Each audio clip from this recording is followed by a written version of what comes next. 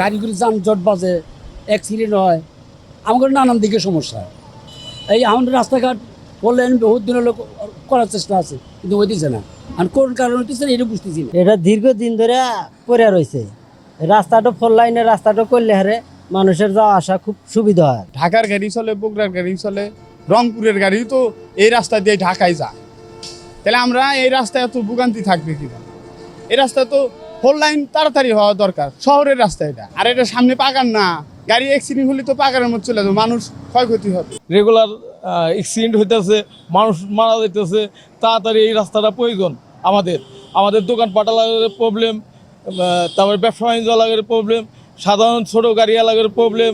আপনার উত্তরবঙ্গের এই গাড়িগুলা এই রাস্তাটা চলে, তাদের আসতে পারে না।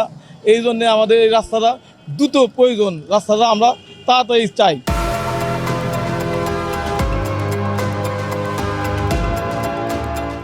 আমাদের তো অধিগ্রহণ করছে, আমাদের দোকানগুলোর ক্ষতিপূরণ দিছে। এটা 17 সালে এটা করছিল আর কি। এরপর থেকে এইভাবেই আছে আর কি। এটা আমরা দেখতেছি এইভাবেই আছে। আমরা এর কোনো মানে রাস্তার কোনো যে কাজকর্ম শুরু করে এটা করে নাই এখনো। এটার যে সীমানা নির্ধারণ করার জন্য ভাঙা করার যে স্থাপনা ভাঙা করার একটা বিষয় আছে, সেটা আমাদেরকে সুনির্দিষ্ট ডেটটা বলতেছে না, সীমানাটা চিহ্নিত করে নাই, যে কারণে আমরা দ্বিধাদ্বন্দ্বের মধ্যে আছি, আতঙ্কে আছি যে কখন ভেঙে দেয় কী করে। এটা সমস্যা। তো এই জন্য কর্তৃপক্ষের কাছে আমরা দৃষ্টি আকর্ষণ করছি, এটা যেন অতি দ্রুত এই সমস্যাটা সমাধান করে দেন।